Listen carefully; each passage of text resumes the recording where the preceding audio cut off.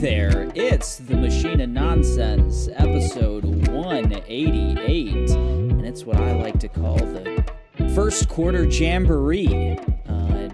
That's a made-up term, guys. I'm your host, Eric, joined as always by Kayla.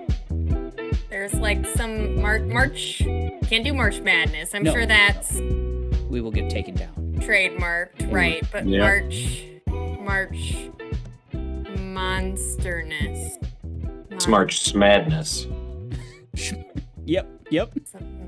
And you heard Mike with that March name. Yeah, he's here. Stupid Smarch weather. March Sadness. Love it. Oh, and got my windows open. And it's not just Mike. We got Tomas. Hey, I'm here. It's been warm here for a while, so you bastard. We're loving it. And it's Ryan. cool. I mean, good day, Eric. Ooh. Yeah, you don't get to talk about the weather anymore, Tomas, ever again. Well, I mean, I am the state closest to the final circle of hell, so True. You're close to a lot of hell, Tomas. It's okay. It's all good. We're going to be underwater in the next couple decades anyway, so. Choose your fighter, Tomas. So. I'm just. What's the first quarter Jamboree, you ask? I know it's on the top of everyone's mind right now. We haven't gotten together for a normal-ass episode of this pod in quite some time. We had our Nonsense of the Year awards wrapping up, and then we had to do our big Oscar prep. So we haven't been able to reevaluate the draft, the video game draft. We didn't tell you about anything that was cool in January or February, or what was coming up in March that we were interested in. So we're wrapping that all up into the first quarter Jamboree. So that's what that is, guys. That's what that is. Rolling it up like a fatty.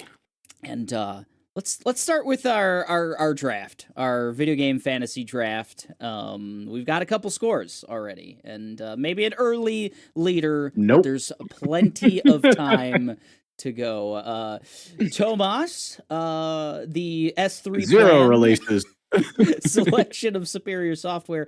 Nothing's come out on Tomas. I don't think I have either. In the immortal words of Bubblegum Tape from the Harlem Globetrotters, it was always our plan to be trailing by the half, Eric. So yeah, Tomas got some big ones on there. He's gonna Doom the Dark Ages. That's gonna be a big deal. We got a release date on Metal Gear Solid Delta finally. So hell yeah, you're gonna be sitting pretty. Mike's got a score. His team, the Armored King of All Cosmos, Sid Meier's Civ 7, gave him 9 points. The critical rating on that is a 79. PC games. I need to. Yeah, PC Master Race, right? Yeah, that one came in a little hot, they said. But they'll figure it out. They always do. Old Sid Meier's. Not another anime title. D's team. D couldn't make it. He's stuck in traffic, but he's doing all right for himself. That Monster Hunter. He got that Monster Hunter Wilds. 20 points for Monster Hunter Wilds. A critical rating of 90 on that one. Pretty good. And, Mr. Consistent, like a dragon pirate Yakuza in Hawaii, solid 11 points, sitting at an 81 critical score on that one. Get a Yakuza game, you're going to get some points. The current leader, Ryan, the King Koopa de Koop team, Split Fiction, sitting really pretty, same score as Monster Hunter Wilds, 20 points, sitting at a critical rating of a 90 on that one. Pretty good. And to be outdone, Kingdom Come Deliverance 2, same score. A solid 90 sitting on that. Nice. So that's pretty good. Those PC games, am I right? Yeah. How's that Monster Hunter working for like all the people crying about it not working on PC? Working just fine for me. Not everybody can afford a $5,000 kit, Ryan. I mean, my stuff's old, Tomas. I don't know what to tell you, buddy. 5-year card, 5-year CPU. You know, It's all good, baby. No problems over on PS5 land. the way God intended it, right? My team, Keeley's Crushers. I got one game out, Avowed. We'll be talking about that in a little while here. The critics are wrong. They gave it an 80. Oh boy. They gave it an 81. I'm choking up here about how good It's Avowed okay. is, you know? You'll get Outer Worlds 2 later on. Maybe it'll be better. Oh my god. Avowed sitting at an 81, so that got me 11 points there for Keeley's Crushers. And Kayla got the great news that Fable will not come out this year. So she's got Okay, we'll fix that. She's got the out, so yeah. at least It does. That'll be an easy drop come July there. I'm thinking for her for Can't team. drop has to be. until that time, right? It's not like I have like a deadline. No, It's no. like we do Nah, it then. Yeah. We'll choose what we drop then. Yeah, exactly. Okay. So the up-to-date scores on the video game fantasy draft are Ryan leading the pack with 39.46 points. Because God apparently they damn, do- that's a fraction. That's fraction. With 2 games released and 5 more expected to be released. His current projected points by the end of the year is 94.34, and he is currently projected to remain in first. But Sounds right. Damn, those that's projections big, baby. Sounds right, Eric. are pretty garbage. So. yeah, things were looking good for Kamala too there. But, Oh boy! Oh no! yeah, All right. Baby. I like when the parents fight. Queen Koopa de Coop is what we used to call her. I don't know. If Eric has the year of dreams here, it's going to be hard to beat that. But we'll see. I didn't. He's say got some dreams. factors. You need GTA to come out this year and Silk Sun to come out Yeah, this year. you know. Yeah, Go big or go home, baby. You know. Yeah.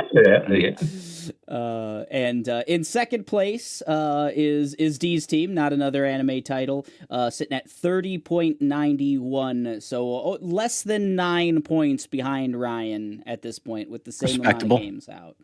I'm real scared of the Elden Ring Night Rain. He's got it looking real good. Real He good. had some sleeper giants there, man. He's got some good ones. He drafted really well too. Yeah. It's too early.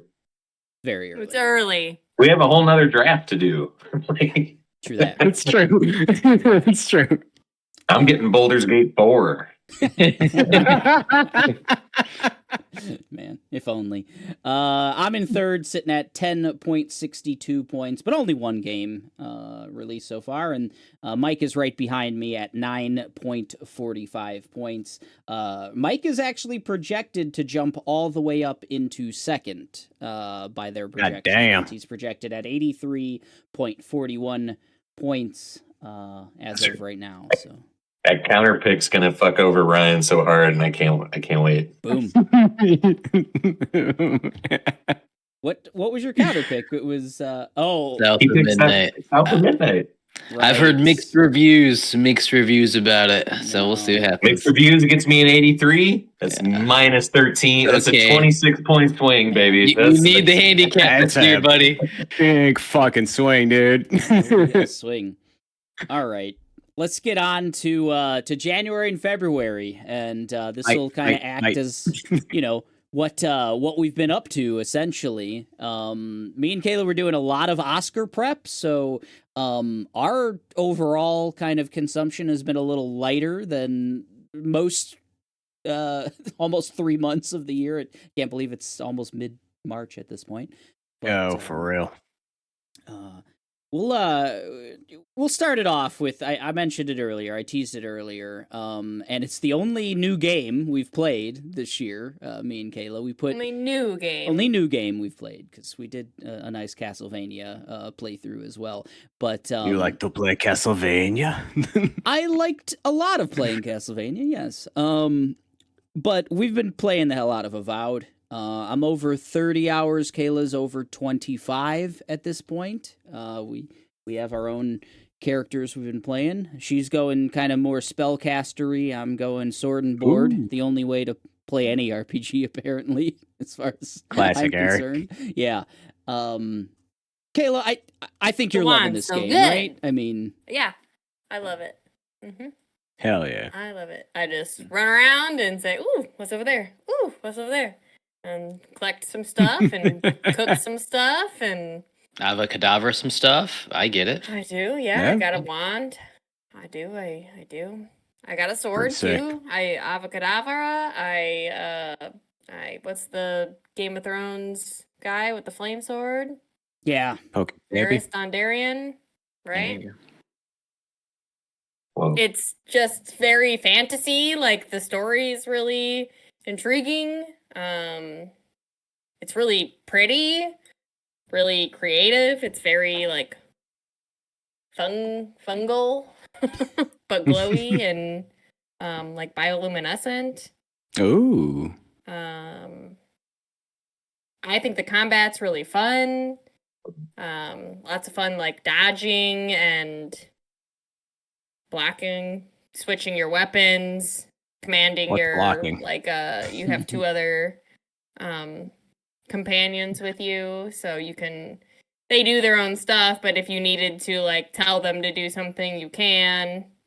You have like a whole camp of like multiple companions you get to kind of pick from.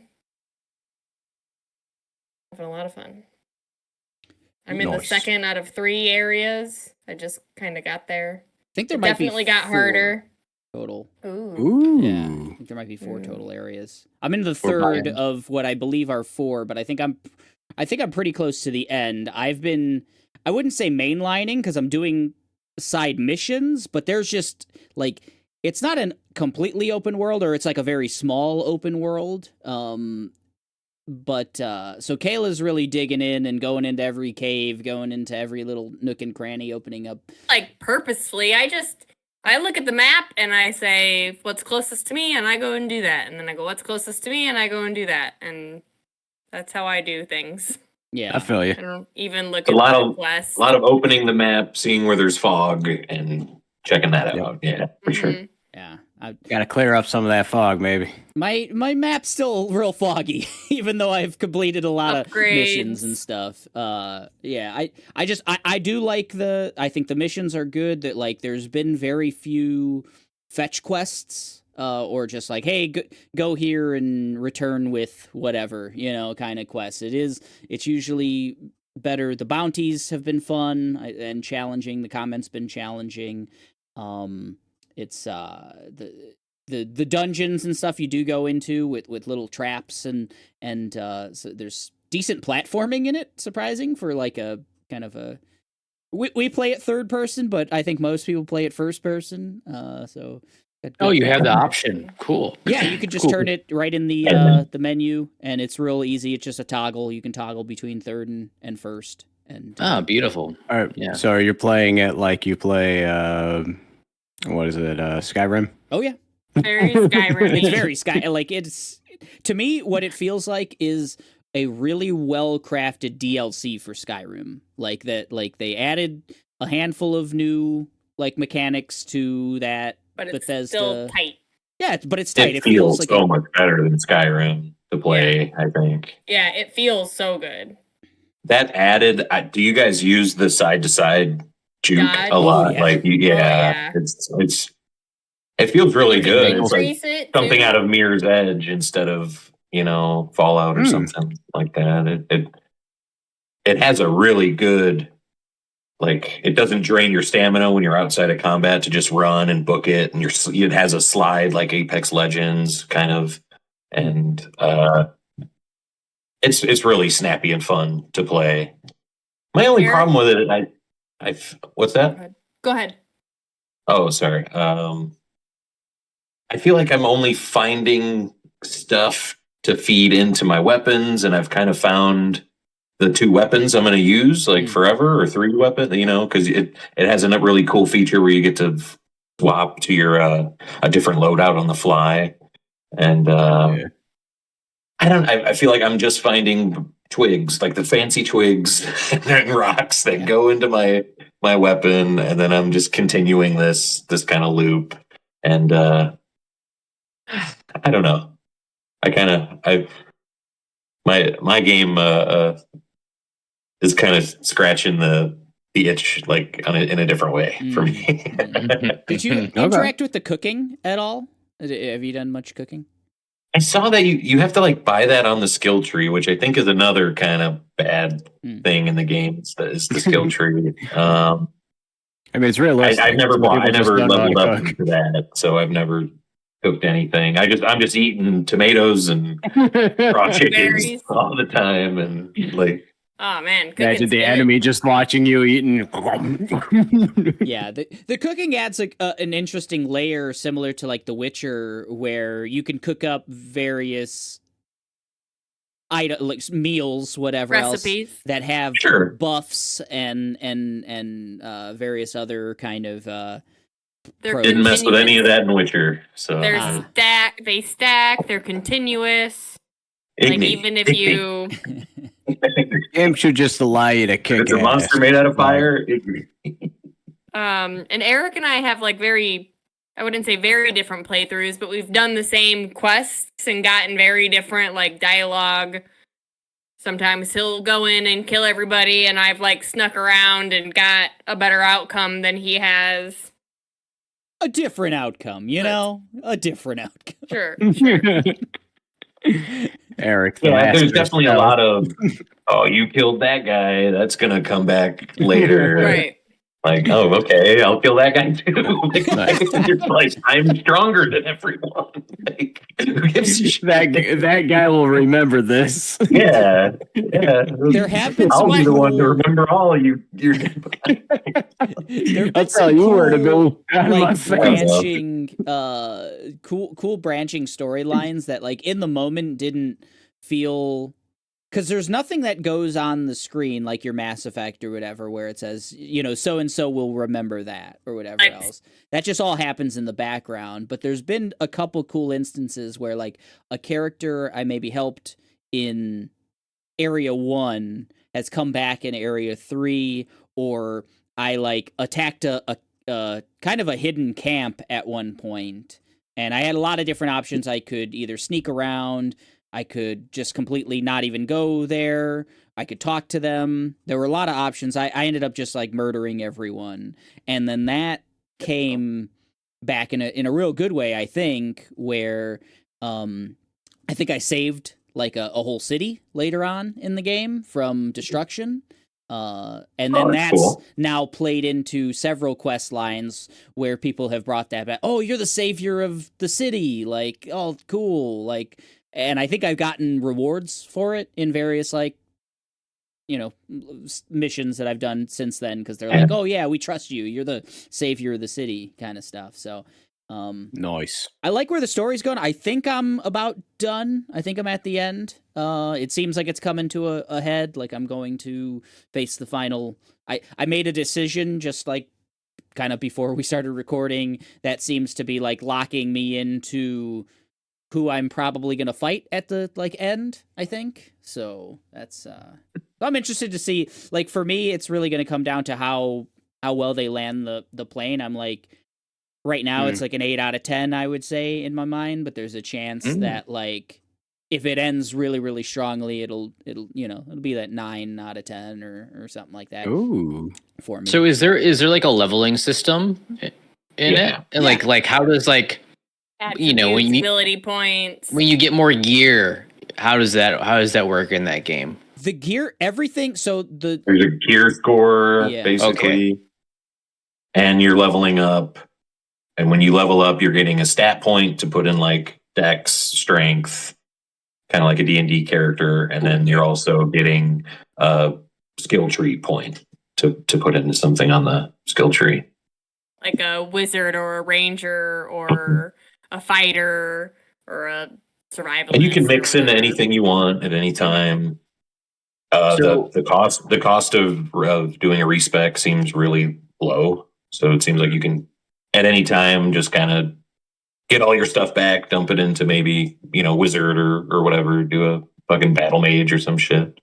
I know it's Uh, like disingenuous, but like not disingenuous, but like since you guys are so far along in the game, it seems like all three of you, I'm almost finished. If you had to score it right now, what would you give it like an early scoring? Eric, you're saying like around an 8 out of 10? Is that right? Right now, like it's just like because it's not very ambitious, like it's not doing anything super crazy. Like the story's not like blowing my mind in any way, or the combat is fun, but it's not like it's best combat I've ever had or whatever. So it's like, yeah, it's solid, but if it ends really strongly, I could see myself being like, because I've liked the characters well enough and I like where I think the story's going, so it's like, oh yeah, you land the plane here and like this is like Nadi's potential, at least, if It's in the story talk. ends. Yeah, it's in the talk. I'd give it an 8 right now too. I like that thought process. It could easily be a 9 for me. Eric's conversation just now brought it down for me to be like, yeah, maybe I should see a whole package. I mean, for me, it's just like a complete mark for me. It's just Skyrim better. So I'm Modern Skyrim, essentially. Nothing wrong with that. It kind of is, yeah. Like, I like having just the dense, open areas. Not really a big open map, but there really is something always 10 feet away, whether it's a note or a chest that's going to give me another branch. Reading, lots of dialogue, lots of little. You do pick up lots of little stuff, but like once you pretty much like pick the weapon you're gonna use and just upgrade that the whole time, and that's it. I feel like I got stuck on like I have a lightning gun and an ice axe, and I had the ice axe for a while. I changed to the it's flame really sword. dope. Yeah. Yeah, I want a lightning gun. No I gun have a for really- me. I get rid Then of I have a guns really good instantly. musket, like, and then I just can, rifle guys like crazy. And I actually might be on like a low 8 as well, maybe high 7. I don't know. I haven't played it in like a week. I might not even go back, but Damn. it reminded me of Skyrim. Like the side stuff was better than the main stuff for me. I had a really cool side quest with like a statue that turned out to actually be a robot, and like there was a kind of a good or bad choice, a gray area kind of choice with that I thought was kind of neat. I think the main story is kind of tropey. I think kind of the you can kind of go back to your camp and talk to your companions. That stuff has been real tropey, like with the character who Garrus from Mass Effect is the vote Kai. It's like every time I get a chance to talk to him, it's like ask him about if he's lost somebody, and I had to do that like 14 times because he's just like, I'm not ready to talk about that yet. Nah, I don't know what you're talking about, and it's like, all right, whatever, man. You're really interesting. You lost somebody. But Mike, oh, it was a dude, and you loved him. It was a dude. He was gay the whole time, Mike. Fucking knew it. I don't know. Yeah. I might go back to it. We'll see. It was very fun to play, which is high is good praise for me.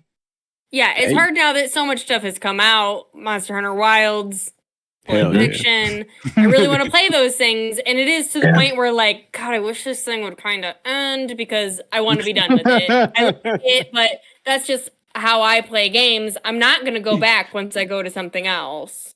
And I was talking to Eric, because I'm like, how far are you compared to? I was trying to because I feel like I'm getting nowhere, and I'm spending a lot of time trying to unlock, like, go through everywhere in this map. I think you're playing a lot more like Kayla, like because I'm wiping out everything I can. Kayla just got to the second area, and she's like 25 hours in. That's where I am. Yeah, so I am 30 hours in, and I think in the end game. I probably could finish it in like 2 more hours. But I'm 30 hours away from you where you're at, I think. I think you're right. I think I think it's the difference between like a 35-hour playthrough and a 60-hour playthrough, probably. Yeah. I have a sickness, and I feel like I've at least gotten to a place with my sickness where I'm not going to have a great taste in my mouth after I play this for another 50 hours. So I think I might back out of this one. We'll see. Hold on. I need to say something. So this is probably why Eric enjoyed Final Fantasy VII and Mike did. Yeah, Eric cuts through the fat. He is a straight line, baby. You're not wrong. Kind of guy. It's usually how Eric and I play games. Eric will do the main missions, and I do the side missions. Oh shit! I didn't hate Final Fantasy VII. That's about as much praise as I can give. You know. Sure. But yeah, so Avowed, I think we're both gonna see it through before we kind of get on to anything else. Ryan, I think you're the only one here who checked out Split Fiction at this point. Is it okay? Yeah, Split Fiction. Honest, baby. Me and Isadora started. We're about 3 hours in. You know, it's coming off the heels of Game of the Year, same developer who made Takes Two. It's just fun, man. It's just really fun, really inventive. They really taken that co-op experience and I think like bring it to a different level that Takes Two. I'm only 3 hours in. I know the game's short apparently, but like they're just cranking it to 11. Like that. They're just cranking to 11, and the story is pretty generic, but it feels like a very. I don't know. I told Isadora as we were playing, I was like, this feels like a very like 1980s science fiction plot that started out, which I actually down for. I like it. I kind of like it, right? It feels just in that way. But the gameplay so far, just really fun. How they intertwine you and whoever you're playing with together, and the mechanics, everything. That game is just the ideas they're having with it is just blowing my mind away. I would not be surprised if it's another Game of the Year by just the initial 3 hours. But really, you kind of start as like, you got these two authors. You're kind of like in this, I don't want to spoil it for you, but like you're basically playing together. One's a fantasy author, one's a science fiction author.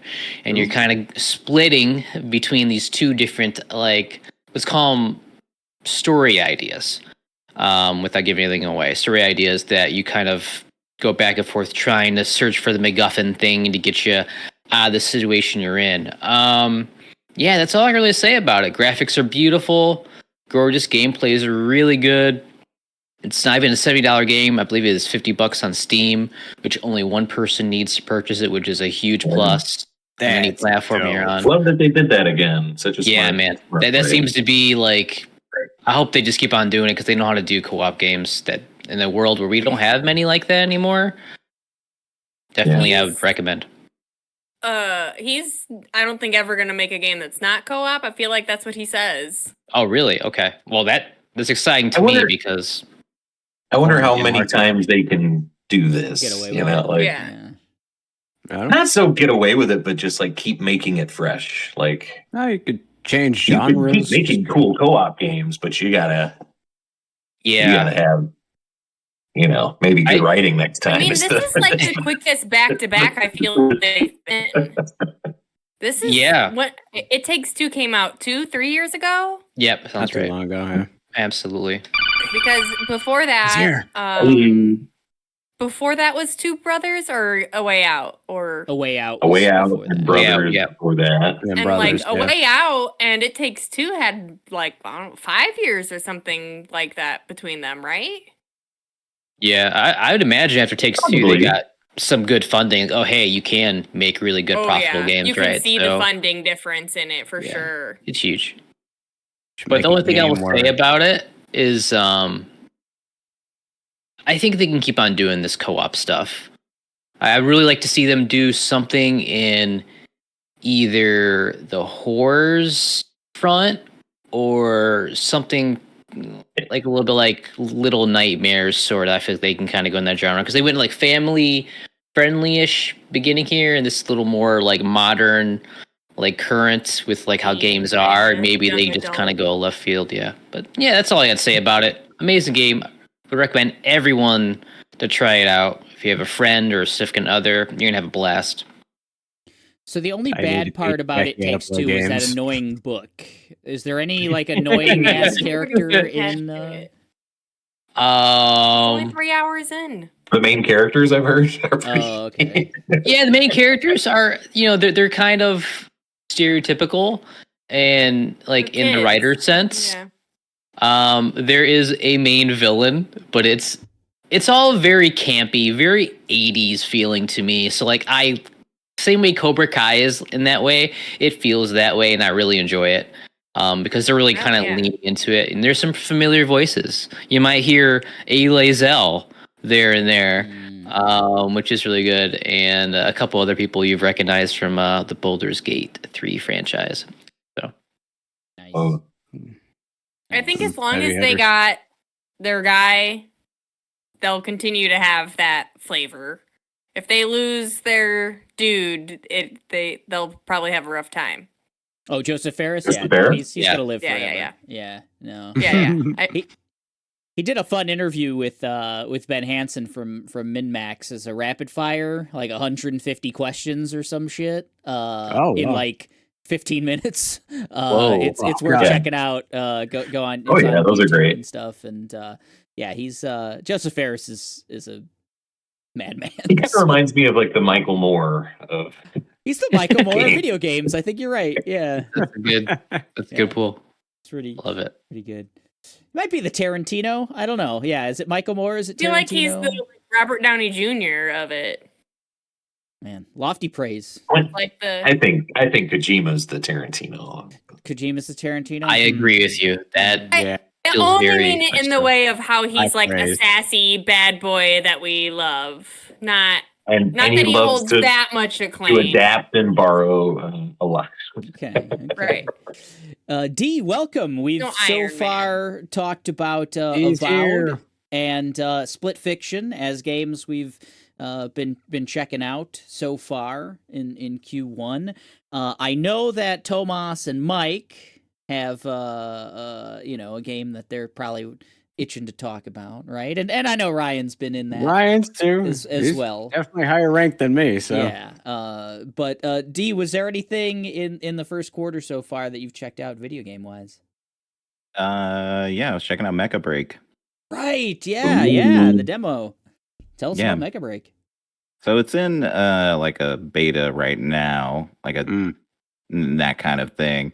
Looks like it's gonna be live service adjacent, like Helldivers 2, where there is plenty of free to play content. Like you can grind and get all the medals or whatever you need to get all the cosmetic stuff, but at its core, the gameplay is just like it's a full send love letter to like everything mecha. I mean, like it's got a little bit of the DNA of everything, the Armored Cores, your Gundams, Zone of the Enders, like it's got a little bit of everything. You got like 4 or 5 different like types of suits that you can get, and then they all have like a light, medium, and heavy version. The customization is absolutely insane. I didn't even touch it because there's like, what's insane when you see the color palette like customization and it's like in Too much. pixels of how many colors you can Yeah. get. I was Too like, much. Where am I even changing a color right now? I can't even notice this. Yeah.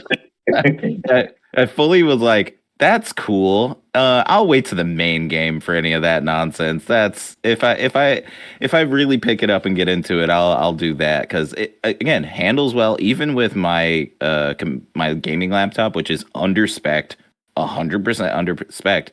I was still able to adjust the settings, get in a few Nice. games, play through the tutorial. There was a little bit of like frame drop here and there, but like literally just doing the like preferred sort of like settings and everything. Of course it locks right in the middle of me talking.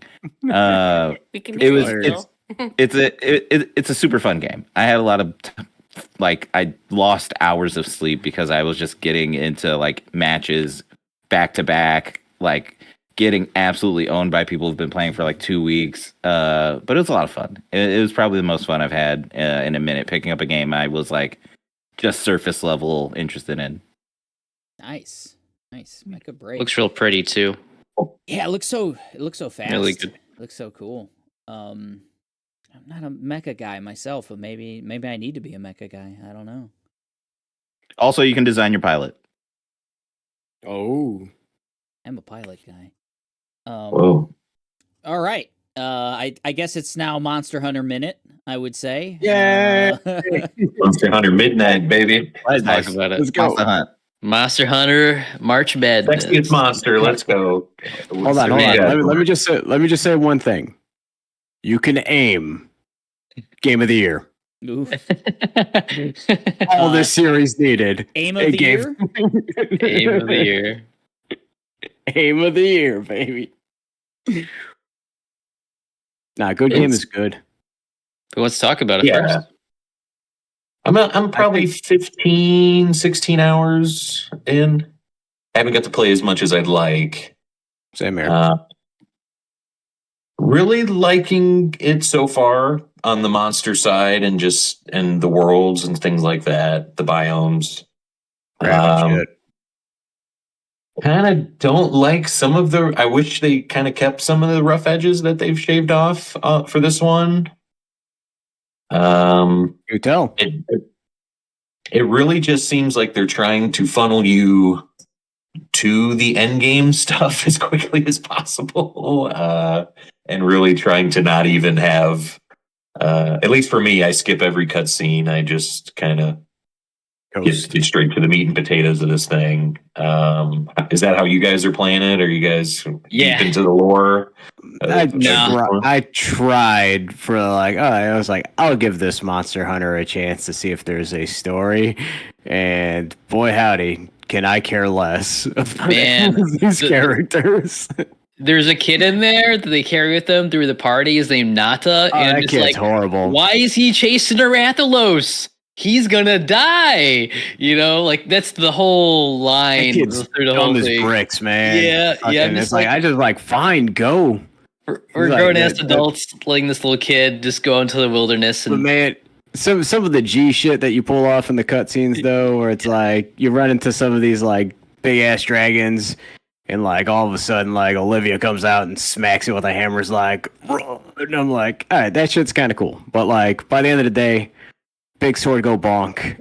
I want to beat the shit out of these things, and boy howdy, does it still feel really good to just hit these motherfuckers.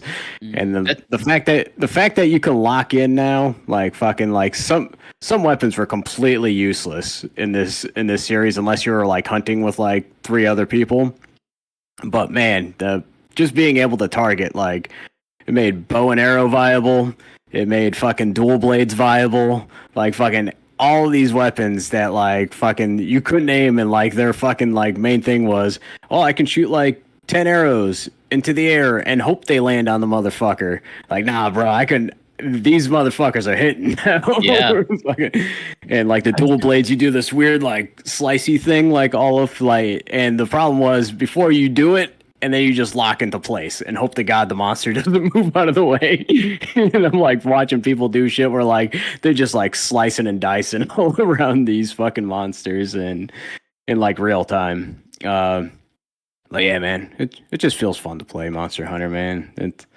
It's I could easily turn it into a Monster of the Week kind of play for myself. Very busy schedule nowadays. I could pick this game up, beat the fuck out of 2 or 3 monsters, maybe make some armor, move on with life, feel good about it. Yeah, very easy to drop in and out for yourself. Yep. I would agree. I finished the main quote unquote story already, and I'm like in what they call like end game, I guess you want to call it. Infinitely better since I finished that story.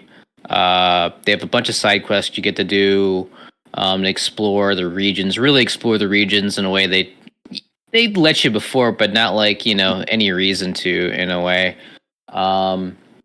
I think the thing I love about the game so much is just how, we've had a billion other Monster Hunters so far, but I think it's just how realized the world feels now. It feels like it just feels like you're in a Monster Hunter world. I want to go to a theme park Monster Hunter. I want to buy some merch from Monster Hunter. Palicos are going to sell like hotcakes, I'd imagine, after this game.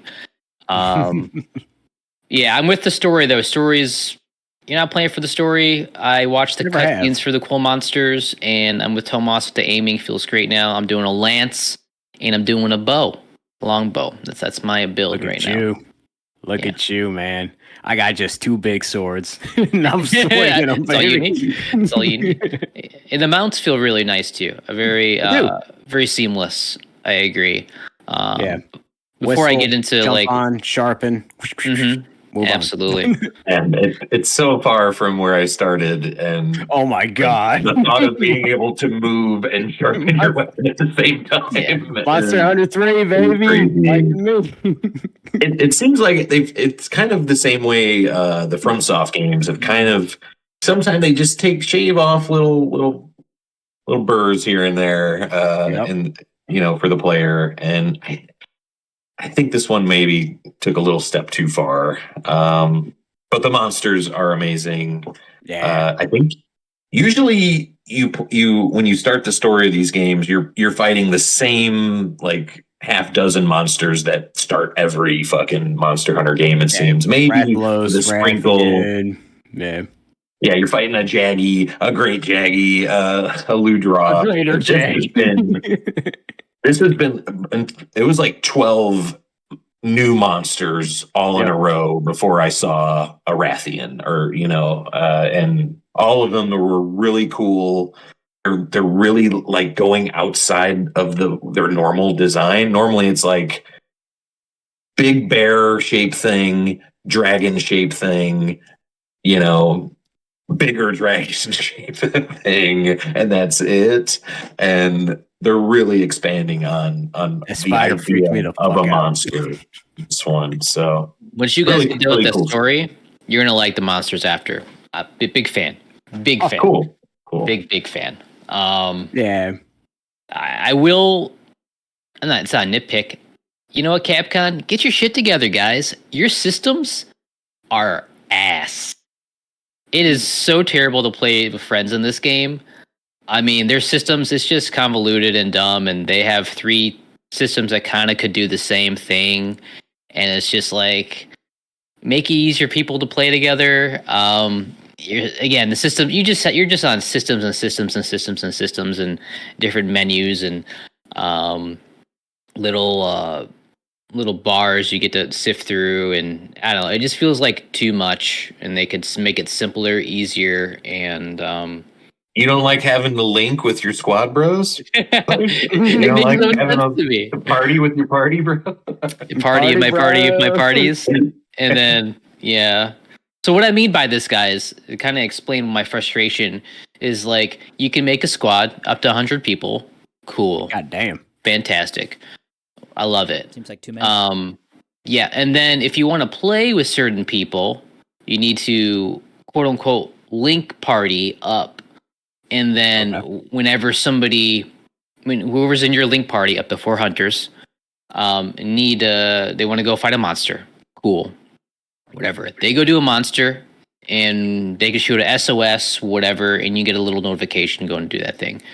But the shitty part about it is you just can't go right into it. You have to go to like a quest board, and you're gonna have to still select a link party members thing. It's just, it doesn't make sense. It's a little They just- convoluted. yeah, very convoluted, and I think they could really do with just doing a better job. It just doesn't feel great, especially for a I feel game you, like though. this that's made for multiplayer It's use. meant for like the fact that like you just plow through the story for the sheer fact that you can just have high enough hunter ranks to do shit together. Exactly. Like, Yep. but like, yeah, this game is not meant to be played by yourself. It's still fun to play by yourself, but like, they want you at the end game shit and just going out there and wee. Yeah, real quick note, you can play by yourself, because if you sound an SOS, no one comes, NPCs will come and assist you. instead. Oh shit! Which is Haven't really tried cool. that. Oh, that's Yeah. interesting. I'm too much of a G to ask for help. Oh. Yeah, I don't need none of that. Maybe they'll figure it out by the time me and Kayla Help get a yourself, chance. bro. We'll figure out the whole jump in, jump out, because I really want to play with you guys. We probably need I would like a love to. Sherpa, you know, because we've only played Monster Hunter Rise for just like 10 hours maybe. So We There's can a help lot you. of stuff this game will not tell you, yeah, Yeah. we are very much Yeah, well, then, yeah. novices. which is kind of weird Yeah, because but- it usually doesn't. It loves to tell you everything. It loves the like. Oh my god! Just a quick sidebar. Mike and I started playing this series at Monster Hunter 3 Ultimate, and after the hour it took us to figure out how to link a 3DS to a Wii U, it took us probably like another week to just like. I watched tutorials like online to figure out like how do I make super potions, how do I make regular potions, what do I need to do like to not die like to a fucking great Jaggy. And if you don't know what a great Jaggy is, it's not that great. It should not be beating your ass. Glass jaw Joe or Glass Joe. Yeah. But we got it, man. And there was this like moment where like Mike and I just got so good at this game. Like once you lock in with this series, there's so much to enjoy from it. And Last then there's question. the frustration. Yeah. Last question I have for you two, since you've been playing it. Who's your favorite monster so far? Okay, so I'm not like terribly too far. I just encountered that lightning dragon thing, and that thing was pretty dope. I saw my first weird monster, that weird like poison bug thing. That thing was not my favorite. Don't get me wrong, I'm scared of spiders, but I thought that was a pretty sick design. Their spiders are really good. Yeah, but They get bigger. I like it. I mean, I'm a sucker for dragons, man. I think they look dope. Lightning Dragon was pretty dope for me so far. Mike?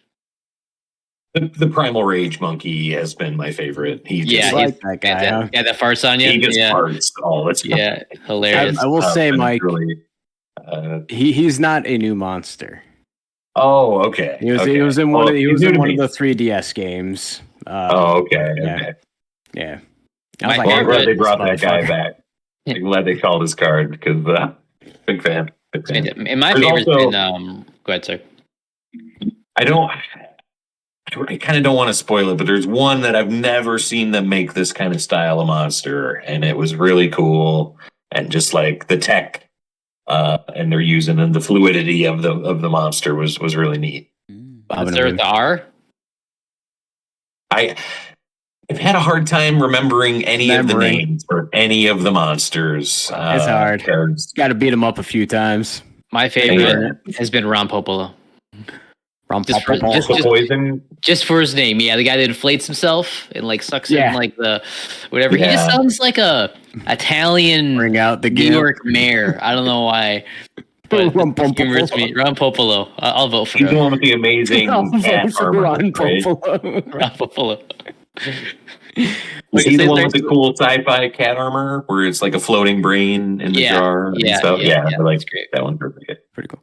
I will say, I will never forget the fascination that Mike and I had in like post-game Monster Hunter 3 when we encountered a Zinogre for the first time. We thought the game was done. We thought it was cashed out with monsters, and they brought out that fucking majestic motherfucker. I was like, oh my god, this thing's gonna beat our ass. And it did. But yeah. So the fact that this game could still do that to me, like, it's a very fun thing, you know. And no Brachiodos. Those guys suck. Oh, I love Brachiodos. Don't say that. Hope he shows up. Vote Ron Popolo for your next election, folks. For Senate count. All right. Cool. So that was a lengthy breakdown of the video games we've been playing so far. That way to go, guys. This is This is great. Oh my God, we're actually on topic. On to me and Kayla have pretty much only been watching the Oscar Best Pictures movies, but we did sneak in 2 more new movies for this year that you want to talk Mickey 17 a little bit, Kayla? Sure. We watched Mickey 17 yesterday. Mickey 17 was also my most excited movie for March. Get that out of the way. There we go. Get some Pattinson. Yeah, I love me some Pattinson. Mickey 17, he's just being printed. His body's being printed out multiple times after he dies. You can't have multiples, but lo and behold, somehow multiples happen. And they're in space. It's wild and kooky, and there's Mark Ruffalo doing like a Donald Trump. He's Donald Trump. Yes, but he's Donald Trump and Hunger Games, like mixed all in one. Right. It's really kooky. Robert Pattinson's doing like a weird accent. Very odd accent. It's a weird movie. It's a weird movie. I liked it. What do you think, Eric? It's Bong Joon-ho's follow-up to Parasite. This movie was supposed to come out a year ago, so people were kind of, I think, a little concerned with like the pushbacks and why it was taking so long to release. But I had a heck of a time. I thought that movie was really cool. Just a really weird concept. They do a ton of world building. In like where the state of the world is. I don't know if this is I guess like maybe an alternate universe to our own. I don't know that it's necessarily our exact universe or whatever, but yeah, like Kayla said, the main crux is that Robert Pattinson has signed up to be what's called an expendable. Yeah, and they can print him forever. Like if he dies, they just upload they've uploaded his consciousness into like a computer or hard drive or something. Brick. It's a brick, yeah, and they can just print him out as many times as they want, but only like he's meant upload to his memories. Yeah, so it's like he dies and then eventually he's like immediately himself again. It's just he never ages, right? Because he always prints out as he's been scanned. But so he tests a lot of stuff, right? They're in space trying to find a new planet to live on. So they send him out to figure out how they can do that.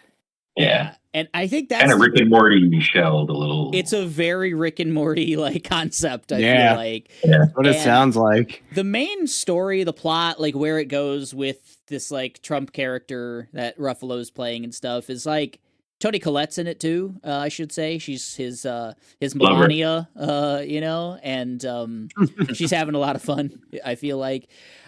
The plot, the where it goes to is like whatever. I don't know. That was my least like interesting aspect of it. Just the world that they've built, this weird spaceship where like everyone knows Mickey, and the fact that he's just constantly dying in these weird ways and coming back. It just from the concept, it's executed really well. So I definitely want to recommend Mickey 17. I think it's a fun movie. People will like not help him or save him because like, that's cool, man. You'll just be printed out tomorrow. Bye. Yeah. You're like in this whole dying and the monsters are coming, but it's cool. But he still like feels everything and like suffers. Yeah. And he's kind of simple, I guess, a little bit. So, like he's kind of like he's really like, I think you fall in love with him a little bit because he's kind of simple and he's going through these kind of awful deaths and stuff, and you feel bad. Does he remember the deaths? Yes. Yes. Okay. So like I was like, this movie doesn't work without that. No. People always ask him, what's it like to die? And he's like, oh God, that's Yeah. It's Pretty not bad. great. It's dying. Yeah, exactly. Steven Yeun's also in it in kind of a small role, but he moves the plot along. He's like actually one of the major reasons like why Pattinson's character Mickey kind of signs up for the mission and whatnot. They're like best friends, and he's kind of a shitty guy, Stephen Yeun's character, but it's good. I like it. I think like Bong Joon-ho makes very interesting stuff, and it all has like this socio like economic kind of backdrop to like why people, like Parasite did, why would people, very, very poor people, kind of get themselves into the situations they get into? And Mickey 17's that. Snowpiercer, right? Yeah, Mickey 17 is that in a very like off the wall Rick and Morty plot. So, You ever tried not being poor and homeless? Mickey didn't. Mickey didn't. So. Or I guess he did actually. He tried and failed. He tried. He tried and tried failed. a lot. The other movie I want to pivot to is The Monkey. It's from a Stephen King short story, and if you guys get a chance to check it out, I think it's a perfect like rent for $4.99, or if it comes to Netflix or whatever, easy watch. It's bloody, it's like gross and campy as hell. It does not take anything about itself seriously. There's a fun little Adam Scott cameo. It's just a good silly horror movie. It's not even scary really. Like it's like if you made Final Destination a comedy, is that a reasonable thing to say, Kayla? I don't know. One could argue that Final Destination is a comedy. Well, I feel like Final Destination, at least the first one, was meant to be like, man, this is scary. This is like ominous. It's Stephen King, so it's very Stephen King like. It's very kooky. It's very kooky. Fast food of horror, absolutely. It is. Yeah. It kind of is fast food of horror, and I thought it was great. So How long is it? Hour 20, something like that, Kayla, right? Hour 30. It's breezy. It's my language, baby. Yeah, it's fun. It's not an A24, kind of beefy, 5 hour. Need to bring intermissions back to movies. It's no, thank you. It's fast. There's no Irishman length. No, not at all. Okay. No. No. Brutal boys. Yeah. It's not the brutalist, boy. Has anyone else checked out any new movies this quarter yet? Has anyone seen The Gorge? Ooh, The Gorge. Gorge. No. How's Gorge's George?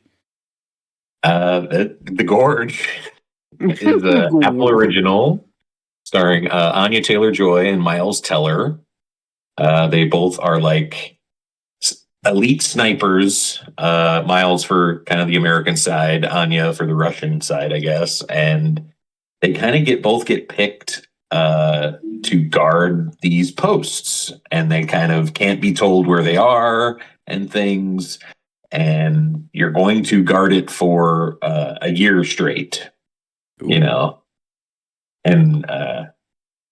they kind of get there, and it's basically like a long fucking stretch of automated turrets, and they have to maintain these things and kind of keep a log and radio back and make sure everything's okay. But that's all they tell you. They don't tell you about what could be coming out of the gorge or why they need to be there to protect the gorge. And then the movie kind of turns into like it reminded me of like Firewatch, the game where you're kind of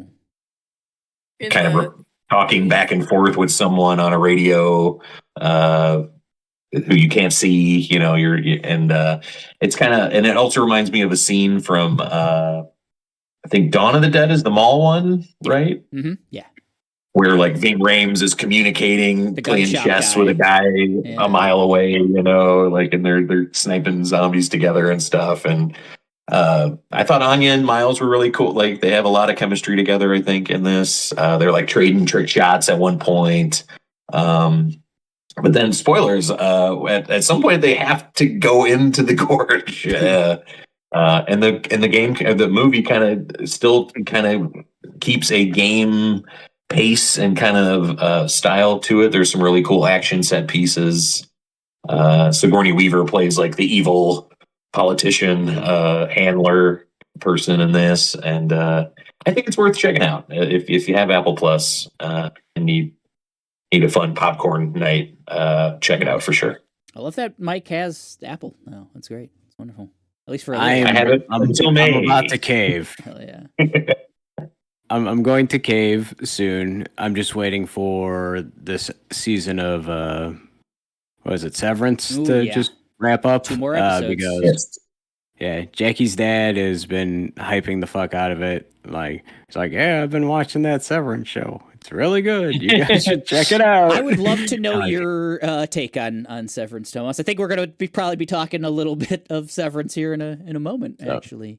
I told Jackie I would do it, but I gotta wait until the season wraps up. I don't want to wait episodically. I think getting So- like a 3-month trial of Apple and going hard is one of the biggest values anyone can like have. Apple's got some really Apple's great got shit. that dope shit. Yeah, but it is a little few and far between sometimes, you know, like between releases and stuff. They all so- kind of are though. Like The horses. Oh, slow horses. That's not few and far between. That is just shotgun. Episode 19 of Oh Slow my Horses. God. It's gonna be. Man, I'm caught up, man. I'm caught up in slow horses, but Damn. it's what a show. Is that it for movies that we've seen so far in 2025? I got a complaint. It's kind of an old movie, Sweet. but like, do it.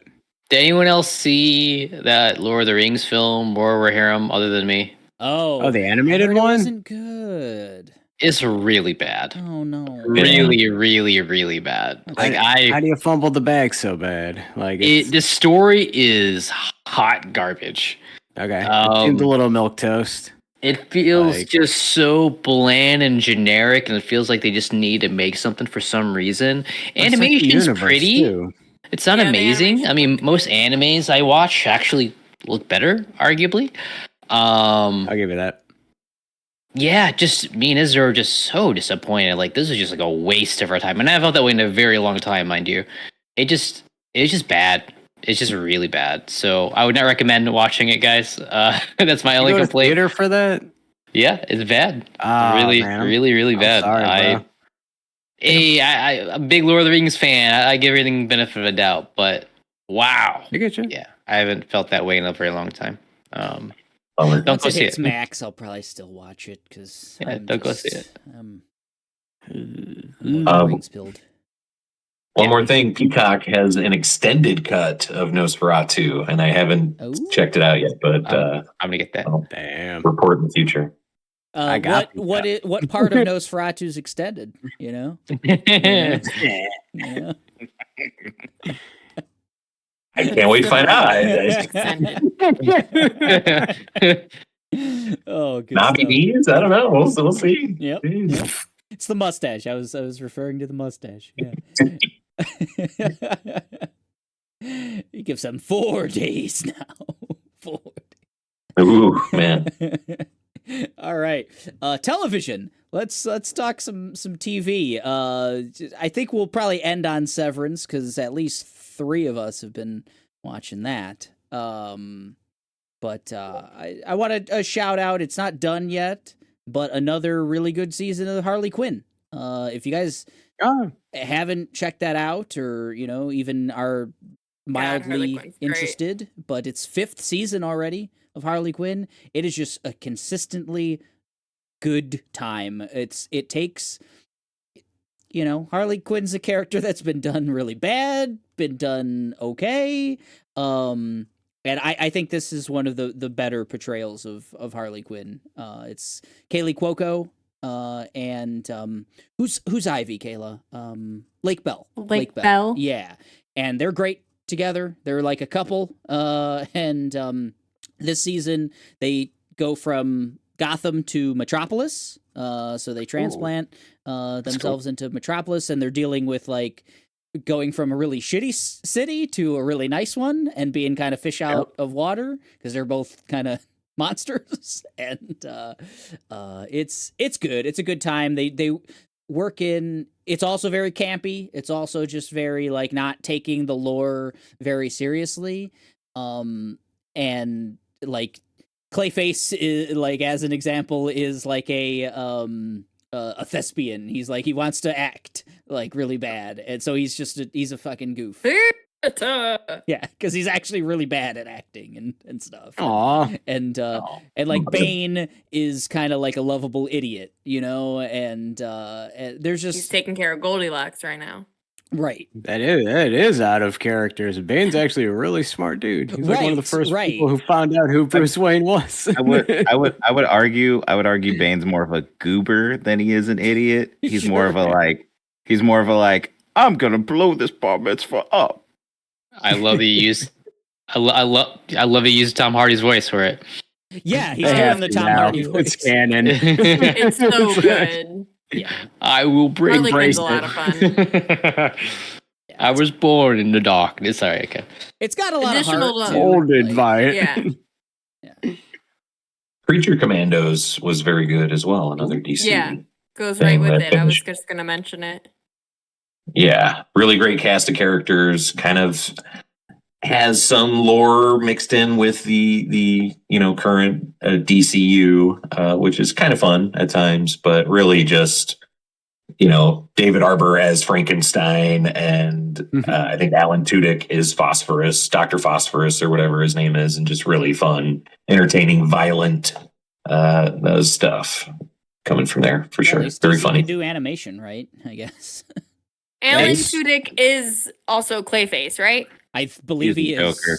Oh, he's Joker. There's a little bit of- You're right. He's Joker. There's a little bit of Clayface and Creature Commandos, and we're getting a Clayface movie, so it's the year of face. Year of the The year of the face. There Cannot we go. say That's a that. little much. Cannot I don't say want the that year of much. face. I do, because Clayface is like one of my favorites. He's so cool. He's really cool. He's so scary in Batman the Animated Series. Yeah, but Yeah, it's like, yeah. God, he's tragic too, though. It's like, Oh, a Batman villain with a tragic backstory. That's unique. I know. but That's rich. They do him really good. Deep.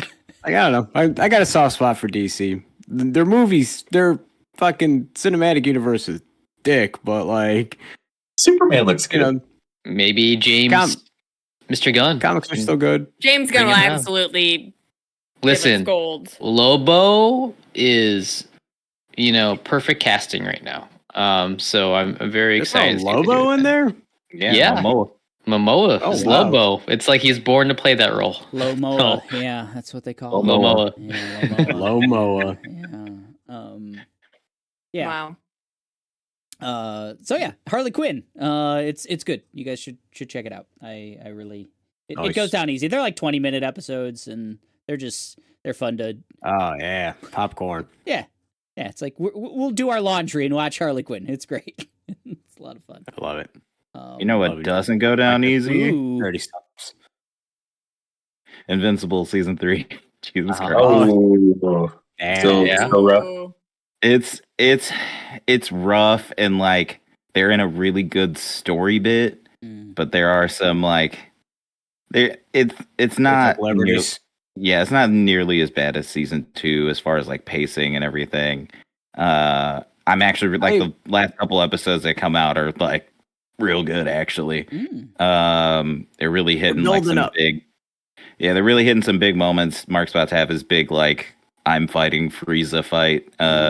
It's Yeah, gonna be I was gonna ask, have they introduced Thrag yet? not yet. Okay. So I'm saying, like, there's some really slow parts in Invincible, like in the comic, like all Yeah. the in No, he's, between. Like, they're doing the Invincible War right now, right? Yeah, they're doing the Invincible War. He's about to fight Conquest. Okay. Oh God, the Conquest. Yeah. I hope they do that fight justice. I do. That fight is so good. Like, the first fight he gets his ass beat, but Yeah. later on, man, the shit Yeah. that comes afterwards. Hang tight, D, because you might get some After gold. Frieza, like come Yeah. on. Can't wait. Frieza. I've been reading it since day one, so hope they get there. It's like I think there's some like ups and downs, like with the comic as a whole, but like the way the whole thing ends is just fucking chef's kiss. Invincible's a comic, huh? Yeah. Same guy who did Walking Dead.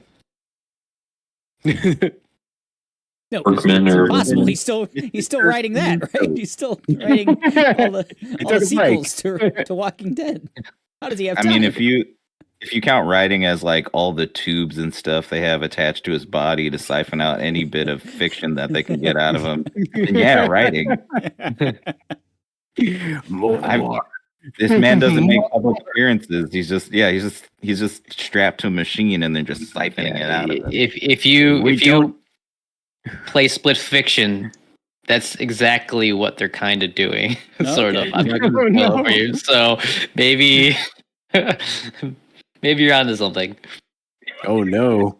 Maybe that's how we'll get George R.R. Martin to finish those Dragons books, you know? Never happening. Never happening. Strap him in somewhere. Are we talking Severance next? We gotta. You guys can. I haven't seen it yet. You got a show, Tomas? Because I got a couple of shows. Ooh. I don't got any like new shows, but boy howdy, have we gone down a rabbit hole of a show that is getting a new season sometime this year. Ooh. Called The Virgin River. Oh. And it is. Oh boy. I have no idea what that is. Drama? It's like a CW show, isn't it? I don't know what the fuck it is. It is like a Dr. Quinn medicine woman. It's a mess of a show. But it is like, this town is fucking bonkers, and all the people in it are bonkers too. It's like, we got meth dealers outside of the town. Don't worry, we know how to handle things in Virgin River. Don't call the police. They kidnap people, they kill people, but don't worry, we have a way of solving things in Virgin River. We don't need the police. Oh my god, there's 6 seasons of this? There's 6 and a 7th is already fucking. I love Tomas. He brings the most obscure motherfucking Malcolm's List bullshit on this podcast. I'm like, what is this guy talking about? I gotta watch This is my Mr. Malcolm's List 2. Malcolm Harder. Virgin River, maybe if you weren't so ugly. Oh man. What a setup. Look at this. Is that your show, Tomas? I just had to share that chestnut with you guys. Other than that, I'm just watching the Wonder Years to get through the misery that is life right now until I download Apple and watch Severance. So, hell yeah. Apparently, the Righteous Gemstones final season starts today. So, cool. There's my plug. Sick. Uncle Baby Billy. You said you got a bunch, right? I got 2 things really quick. You know how bad Madam Web was? D's opened my eyes to a show that will never see the light of day, but God, do I wish it saw the light of day. Powerpuff Girls live action. Did anyone see those leaks? Oh yeah. I saw D's post. Oh man. We're talking garbage truck on fire levels of bad. I wish that would have got made because it looked so bad. That's good. Were the girls CGI or were there little like? No, they were real. No, it was live action. Pop-up girls live action, grown up, grown ass. They turned Bubbles into like a drunk, like Hollywood, like failed actress. They boys it. The best way I can describe it. Oh wow, they tried Chippendale. Well, maybe not that hard. Maybe not that hard, but they make it more adult. You know, it was a rough show, guys. I would love a Chippendale for like Hanna-Barbera. Yeah, that whole and Cartoon Network stuff like that for sure. Be good. But damn, put Johnny Bravo in front. Wasn't there like Nemesis, like Mojo Jojo's son, because they end up like killing him or some shit? Like a crazy plot. Yeah, they made a lot. Look, I followed the production. I followed Mojo Jojo Jr. I never thought. I didn't even think we'd see anything of the show because they really like tried to bury it. Like they should have. They tried to just make it not hit the light of day.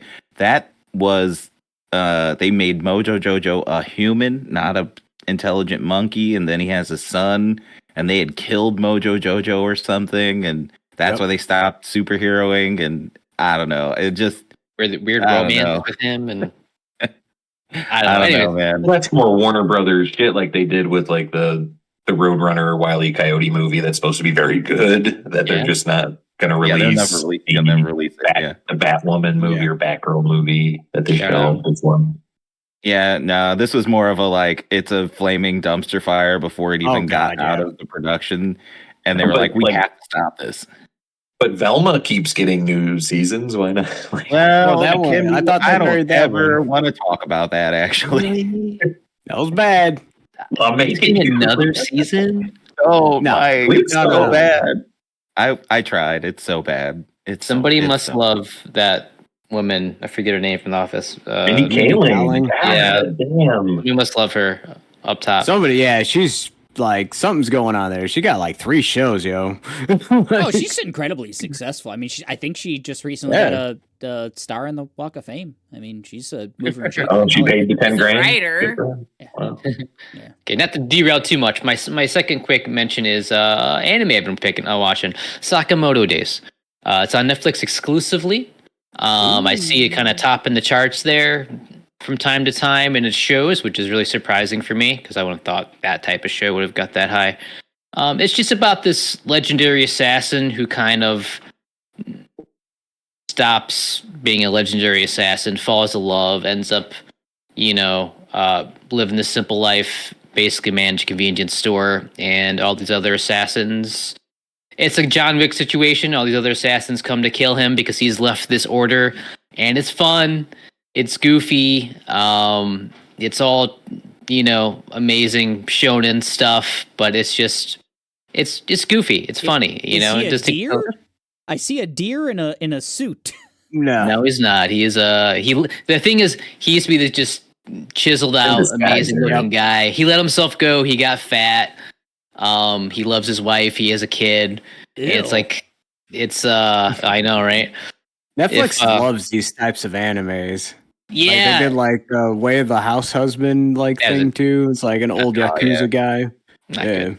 That's what comes up when I search Sakamoto Days right there.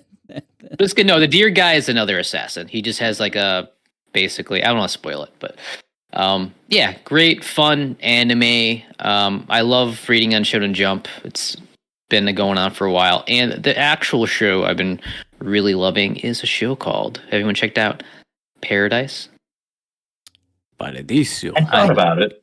Paradise and Hulu. Yeah, people have been really digging that one. It's a thinker. Sterling K. right? Brown. Listen, the writing of this show, wow. I think it might be, for me, maybe not Shogun levels of like writing, but like it is really fucking good. And the problem with it is I can't literally say anything about it because it just spoils anything about the show. Yeah, I've heard the first episode ends in a way you would never expect. Yeah, it's really good. I think, Eric, it's your wheelhouse. I think you'd really like it. Okay. You and Kayla would really enjoy it. I'm not so sure about Mike. What about me? Monster D. I don't think you'd like it, Mike. He said I it don't was think good, Why? Mike, so you probably wouldn't like it. Yeah, you don't like anything good. Yeah. I don't like it. Yeah. Is there romance and kissing in it? I can't say anything about the show. Oh wow. I can't watch say a word. It's one of those shows. It's unfortunately, it's one of those shows. Like if I say anything about it, it's literally a spoiler. Stinky caca show, like Yeah. Marvel Rival. The K in Sterling K stands for kissing, actually. Yeah. So it's Sterling Yeah. Kissing But, Brown. yeah, it's got James Marsden in it. If you know him from various Sonic franchise and Sonic. Enchanted and all these. He could act. The worst X-Man. Yeah, Yeah. Whoa, hey, chill. Don't say that about my boy Cyclops like that. Listen. He sucked. He sucked as Cyclops. He sucked. I mean, Cyclops just kind of sucks, but yeah, No, but, Paradise. stop trying to make him cool. But he is cool now. Been done. Yeah. They figured it out. They unlocked him in '97. Yeah, Marsden couldn't do it. They didn't let him. They didn't let him do it. Shut up. Yeah. Highly He would could've did recommend. Check out the He's show. gonna unlock Big the Cat though. Just like you wait and see. Sonic 6 is really gonna show off Marsden's capability. If I could pay to see Marsden and Biggs the Cat just fishing, I'd watch it. I watched 20 minutes of it. I'm gonna watch it. Oh, real quick, we're talking shoutouts. SNL 50. Watched it. Loved it. That's all I'm gonna say about it. Yeah, we watched most of that and really enjoyed it. Yeah. Yeah. Good on I have Good- not good kept up skits. with SNL anything since like high school. so- Mostly we just watch the like it's so accessible on YouTube like the day after. Yeah. So like Sunday mornings oftentimes when we're just like sitting having coffee or something, Drinking we'll coffee. just watch the skits on YouTube and it's What I do.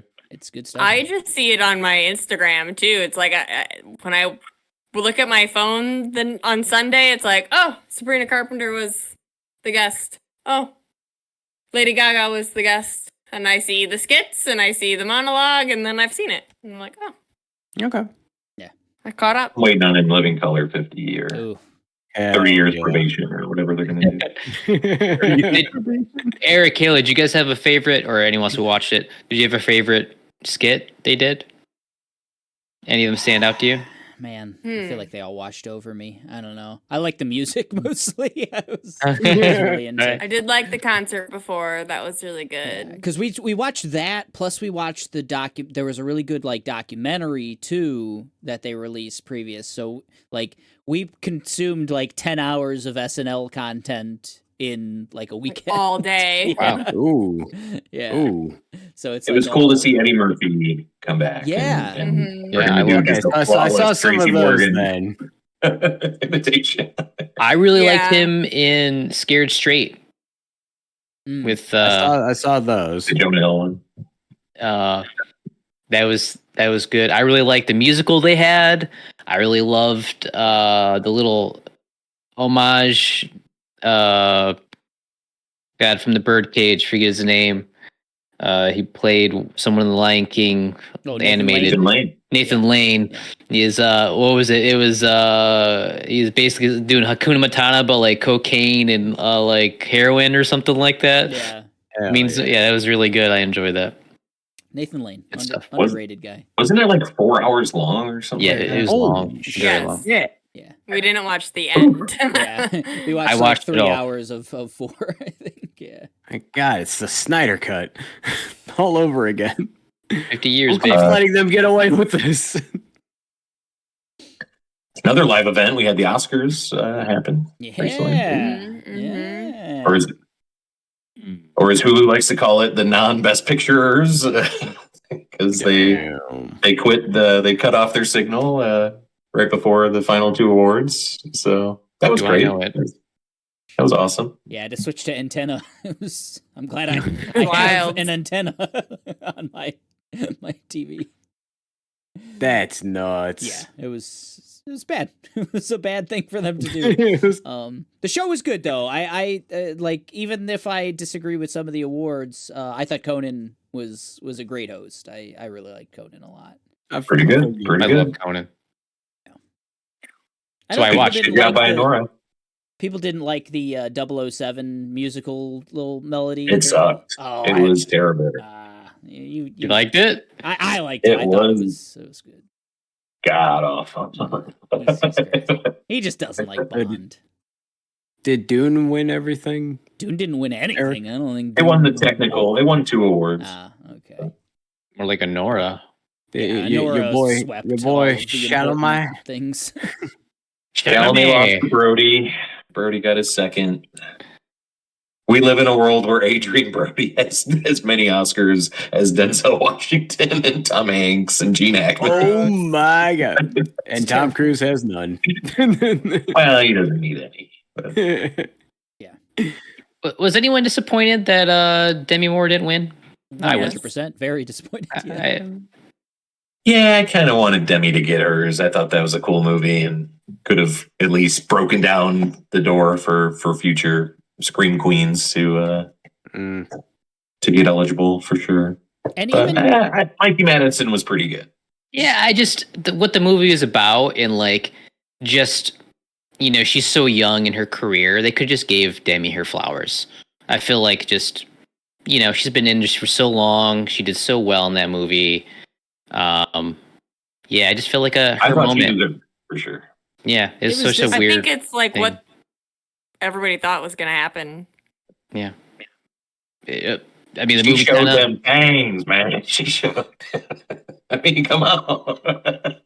It was a hard watch. It really was for me. I think the most disappointing part is like Demi was gonna get up there and have a phenomenal speech, like she was like this was going to be the culmination of like her 40-year prepared. career, Yeah. and Mikey Madison, for as like wild as she is in Honora and Once Upon a Time in Hollywood and like everything else, Scream, she is like an incredibly like energetic actor.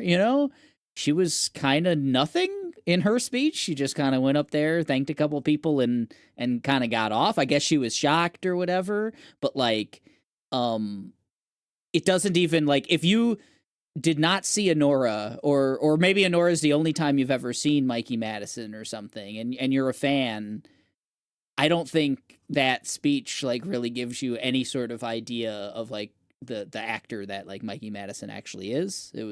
And that was the disappointing thing for me, was like, man, Demi was gonna crush this, and you stole her spotlight. You might as well at least fucking crush it. Like, give me Kieran Culkin or something. Do something weird. Hey, At least her Nobody director wants- gave a few good speeches. Oh, I thought he He was did. great. Yeah, I thought that was Yeah. probably my favorite as far as speech wise. Is just Adrian Brody still talked more than him. oh god, longest Yeah. speech in Oscars history, 5.5 minutes, and he said nothing. holy shit. Adrian Brody He said said nothing. nothing. for 5 minutes and 30 seconds. That's Yeah, quite he's a the bit of a accomplishment. windbag. Ugh. Why'd you have to Chalamet remind would've me? fucking He had has it as so many bad. Oscars. as Chalamet Tom would have had a Hanks. good speech, man. He was prepared. It was so cute. Kicked out his girlfriend so his mom could sit next to him to be with his mom to get his award. And they were like, nah. Damn. Sandler Oh, hugging him and going, Chalamet. I liked that too. I loved the Sandler part. Oh, Sandman. I really did. I love Sandler normalizing just comfort wear at Yeah. all of Yeah. these like snubby things. Like that's the only part I saw, and him doing the Chalamet Back and forth, him and Cohen. He's like, "It's not you, Right. it's him." And yeah, good show. God bless him. The Oscars were fun anyway. All right. We should talk at least a little bit about Severance. Me, lot Mike, of and Kayla have been checking that one out. 8 episodes in, only 2 left in season 2. I've made mention to Mike recently that I'm kind of adrift in Severance. I'm just letting it wash over me. I'm digging it for what it is. It's got some cool, like, it's one of the best looking shows I've ever seen. The production design is just phenomenal. The characters are weird, and they say the weirdest fucking things. There was literally a line in a recent episode where a character just says like, "Will you please just speak normal?" Like, and that's how I feel every time I watch Severance. So I'm digging it for just like as an experience, but if you ask me right now, gun to my head, what the fuck is Severance about? I'm gonna tell you, man, just shoot, just unload, because I can't. Just gotta answer. watch it. I can't answer you, man. I'm really digging this season so far. It's just great sci-fi. It is. They introduce little cool ideas all the time that I've never really seen before. And I'm like, oh, look, that's cool. I never, it's cool to think about. I'm not too deep in the sauce on what the full, like, what every little thing means. I would go crazy with that. It seems like every episode there's so many red herrings and so many things. Like what you think is leading you on the right path is actually, the paperclip on the table is actually what you should have paid attention to. You gotta watch like a Dark Souls like tutorial on the lore for the show. No, I think it will be a lot better, Tomas, to watch it first season and second season back to back. There was such a long break, and this season seems to be like hoping you picked up on things that happened 4 years ago, or whatever. You need to remember everything. Really great performance by John Turturro in this. Really kind of blew me away in a couple episodes. The actor that plays Mr. Milchick is MVP again. He's just so like perfect support kind of guy, like just that ideal manager. But then when he flips the switch and has to be like sinister, it's really good. He's scary. And just how they're kind of showing how the real world is, the Audi world is just as weird as the Severed world. There's a really fun scene at like a door. A character is trying to go to a job interview at a door warehouse, and it's like, oh man, all right, this things are not sunshine and flowers in the real world either. And it for me, it's okay if that stuff doesn't really get super explained upon. Like, I don't know. I'm trying not to treat this like Lost or Leftovers or even watching all the Lindelof shows. I'm trying to just, I don't know, root for Miss Casey, and that's all. That's all I can do. I don't really like the main character in the show, Adam Scott's character, Mark. And that's okay, because I just kind of like everything else so much. Kayla, what do you think of Severance so far? With you on like not having to have everything mean something. Like Eric will even like watching the intro. It's like, oh, what does that mean? What does that mean? Oh like, gosh, it's I just skipped a that. baby. I don't know. He got his I know whiteboard they out. probably do a thing where they changed one little thing. They do. They do. I don't have time for that shit. No. I got a fucking microscope out. I'm trying to. They do, and then you're like, wait, Means something. is that different? Did that happen last time? But it is also fun. Like they do a really good job at being super mysterious and laying stuff in front of you that is presented in a way that's all nice and dandy, but is super sinister and not right, but you just go along with it. And yeah, I don't know. I have no idea what's happening. No idea. I don't know what to tell you. Something to do with goats. But it's not, to me, it's not about whatever the big thing is going to be. It is like the performance reviews and just like someone sitting at their desk and fidgeting with one of those little water toys. Do you still like putting it together? Because I'll be like, oh, that's the hallway. That's the hallway that they were sure. going. Oh yeah. See it. Like, what's that? What's this? Like, it is fun to pick up on those things. It's an Audi. It's an innie. Ah. I would try to don't grab at every single strand, I guess, is what I could say for this show. Like, it is very just kind of Lynchian in the fact of things are just going to be weird. Not for weird's sake, but they're not. You're not going to get, an encyclopedic breakdown of every weird thing. For sure. I think they're just throwing everything at you, and there's just like a fine line that is the thing. Yeah, the show is actually pretty. I think it's going to be very simple, however long this thing is, I think it will be kind of a simple story, just with a lot of smoke screens everywhere. How long do you think they can keep this up? How many seasons do you think would be? I hope they don't keep it up long. I don't Maybe know 3? if Ben Stiller has said anything about that. I'm hearing 3 seasons. 3 feels great. I think 3 would be. I could see that for sure. 4, you know. If they have to do, like, if it's going to be another 3-year gap, I could see them trying to do a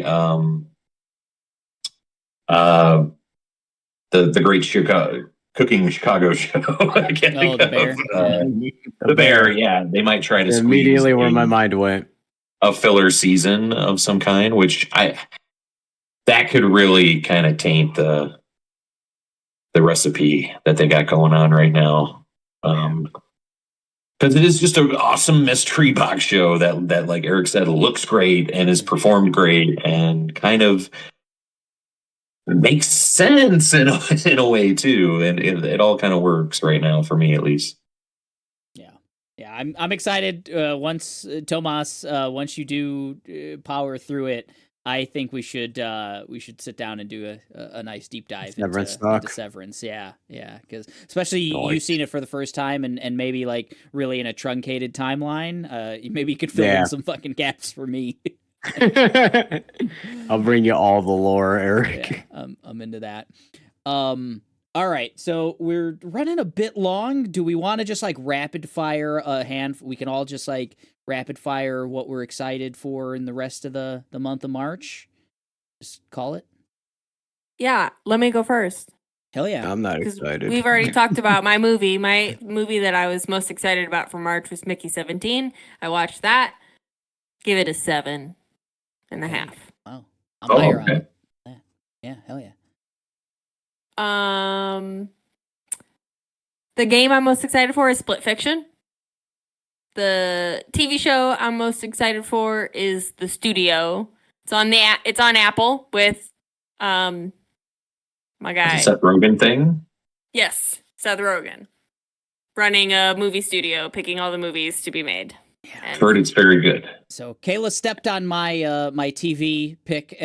So it's not only Seth Rogen, it's Catherine O'Hara, it's Ike Barinholtz, it's Catherine Hahn, and also guest starring all of Hollywood. So that's Bryan Cranston, Paul Dano, Zac Efron, Ron Howard, Zoe Kravitz, Anthony Mackie, Martin Scorsese, Charlize Theron, Steve Buscemi, Olivia Wilde, Adam Scott, Johnny Knoxville, Greta Lee, and he's got all Hollywood in there. Holy fuck! Yeah, I mean it's them making movies in Hollywood. Like I love it. Sounds fun.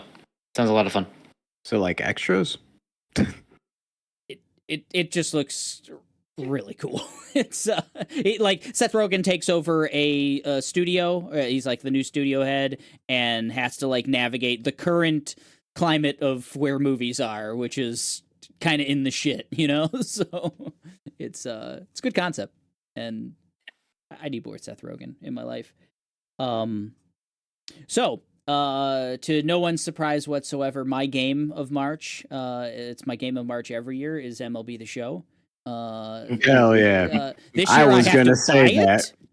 Which oh no, sucks. It's no longer on Game Pass. It was on Game Pass for the last 3 or 4 years. So Sony's getting my money this year. And Eric, I'm really pulling for you to win that prize of getting the first perfect game, like you know the pitching. Yeah. So you just get $1 million and don't got to worry about it, buddy.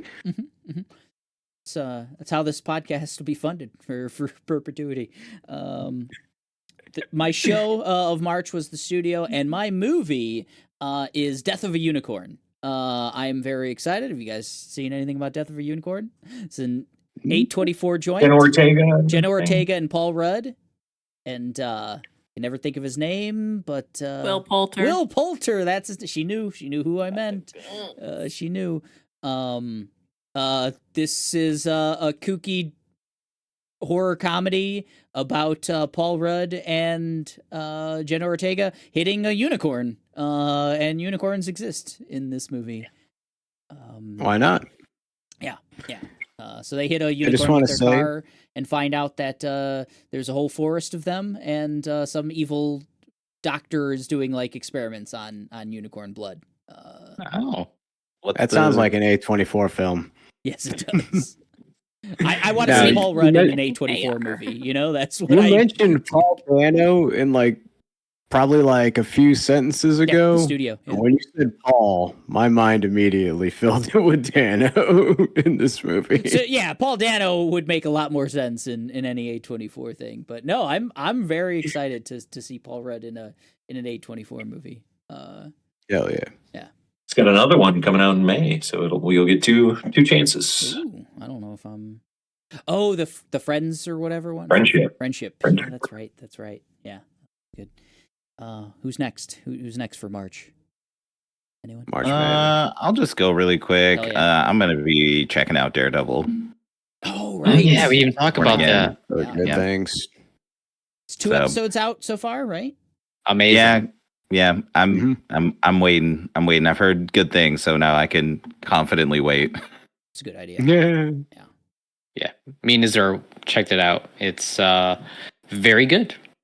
Mm. Very good. And you could feel, I'll save the opinions for later, but it's Yeah. very good. Very good. Matthew Murdock looking handsome as ever. We love Charlie Cox. Vincent D'Onofrio, just the perfect, Wilson Fisk. What a great actor. And then, everyone else in it is fantastic. Hell yeah. So I'll be checking that out, and then I'm gonna be watching probably this week Love Hurts. Ooh. So gotta get my action fix this week. What's Love? Oh, that's Love the Kiwi Kwan. Yeah, Love Hurts. Yeah. Okay. Yeah. Oh, okay. It hurt. So Are we at the end of the Kiwi Kwan? Can we stop?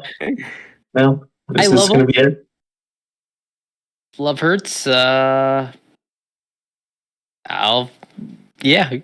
watch it, D. He's gonna be in. I bet you he's gonna be in the studio. I bet you Kiwi Kwan will be in the studio.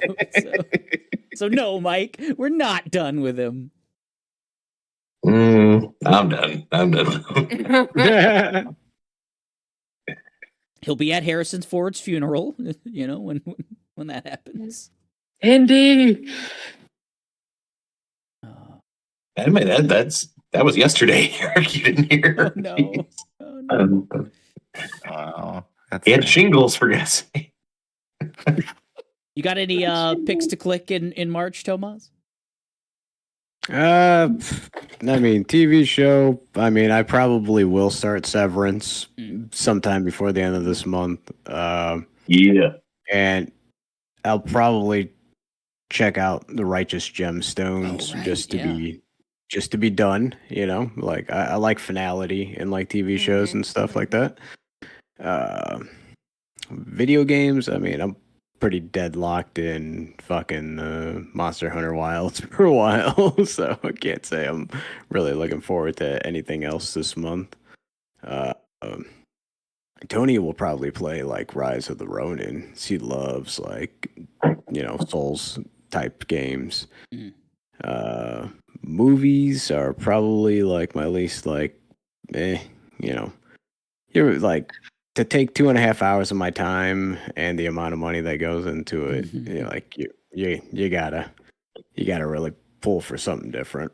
I mean, yeah.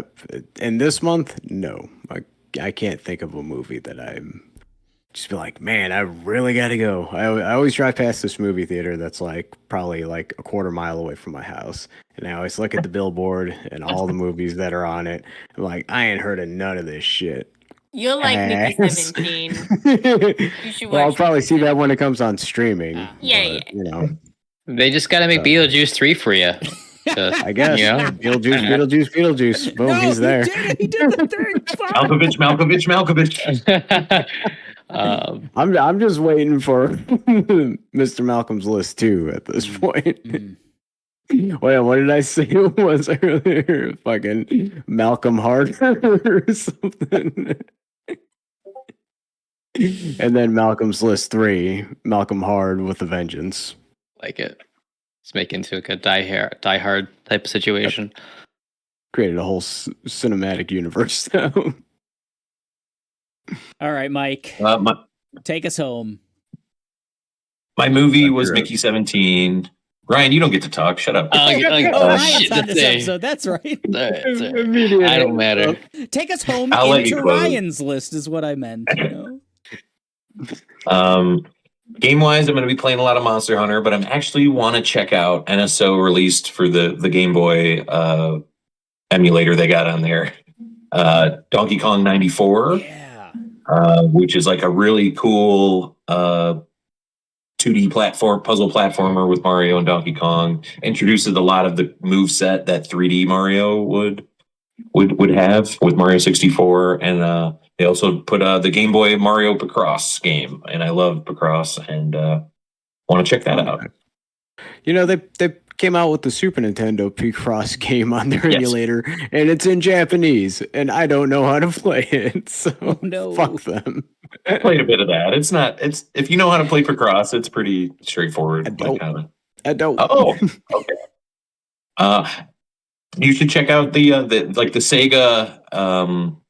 Jupiter puts out these like awesome Switch Picross games, and one of them's all Sega themed. It's pretty cool. Oh, cool. But TV show wise, Apple has a cool show coming out called Dope Thief. Yes. With Brian Tyree Henry and what's the other cat's name? Wagner Mora, who I really liked in Mr. and Mrs. Smith last year. And it's just these two friends that kind of try to on their way into like convincing a drug house that they're DEA agents and trying to get, steal all their shit and get kind of tied into a much bigger crime than they anticipated. And just looks cool. Brian Tyree Henry's great. I love him in like Bullet Train, stuff like that. And looks dope. Apple just kind of, they're like Max now. I don't know, for me. It just seems like everything they come out with looks interesting. Nice. I'm glad I converted. Yeah, Ryan, you got anything? Yeah, right. Mike took us halfway home. Ryan, take us the rest of the way. Okay, all the way, I got all the way, Ray. Take me to bed or lose me forever, Ryan. Video games don't have much to really. I think March Assassin's Creed comes out. Looking to see how that performs. It's looking very pretty. I probably played Marvel Rivals, the rest of Split Fiction, and more Monster Hunter for March. It's probably gonna fill my gaming schedule. Movies, nothing really. Maybe I'll check out some of those Oscar movies that I missed. I'm not really sure on that. I didn't see Anora. It's good. So maybe I'll check that out. And for shows, everything I want's coming in April for show wise. But because my news feed doesn't have enough drama in it, I'm really looking forward to the documentary about Blake Lively lawsuit. Really, really excited for that one. And then Justin Boldani, yeah, can't wait. Next Amber Heard versus Johnny Depp saga. I love me some drama. So hopefully soon. Fingers crossed. Too much of it. Oh, thank you. Maybe Ryan Reynolds will get taken down a peg finally, right, Mike? Fuck Blake Lively. Fuck Ryan Reynolds. Cheers. I don't care about anything involving their lives. Well, on that huge note, I think we'll wrap this episode up. We went over everything in the first quarter of 2025 that we're either digging on or will soon to be digging on. I think that's a sentence. Mike has a great idea for how to switch up our what's coming up in the next month episodes. So be on the lookout for the April edition of that. We're going to change it up a little bit on how we go about those episodes. This was kind of a test case, and it was cool. Thank you, everyone, for listening. If you want to drop us a line, machineofnonsense@ gmail.com. Hit us up on any social media platform, including the bad ones. We're on all of them at the Machine of Nonsense. The. Yeah, you got to get the in there. Otherwise, it's some other page. Go and check out Mickey 17 and play Monster Hunter and Avowed and all those things. Man, it's what I'm gonna do. It's good gaming. Okay. It's good gaming out there and good watching. And Yeah. I'm sorry, Blake Lively, don't sue us. We Do are it, the you Machine of won't. Nonsense. This was Fight me, you episode coward. 188 of the Machine of Nonsense. We are getting out of here, and we're saying quarter one is over. Goodbye. Woo. Bye. Do us, Blake Lively. You won't. Ron Popolo for president. Ron Buffalo. Rumble blow. Rumble blow. Rumble All right, blow. well, I got an Rumble blow. episode title.